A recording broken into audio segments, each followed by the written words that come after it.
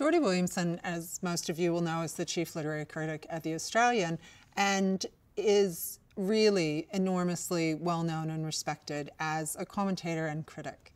He's recently published quite a fascinating book called The Burning Library. And this book is Geordie sort of pushing back at literary culture in Australia. The idea behind the book is that he wants to save a number of great Australian writers from the dustbin of history.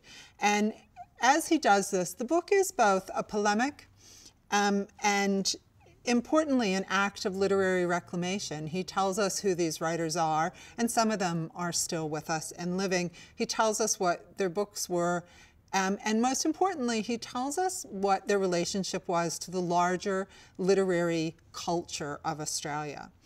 When I was reading the book, I thought to myself, it's always challenging to have conversations about canons, and canons make people really uncomfortable. But I so admire what Geordie's doing because the dustbin of history is vast, and in a country this size, it is hard to keep all of these people and these books in print.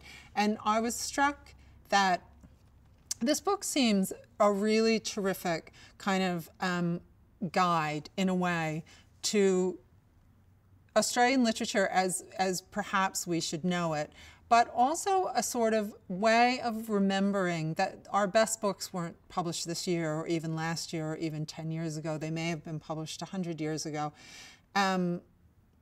It's a terrific kind of, you feel when you're reading it that there's a little bit of fist shaking, and I wholly admire him for it. It's a really fascinating read and has definitely left me with a great curiosity about some of the writers I had, in all honesty, never heard of.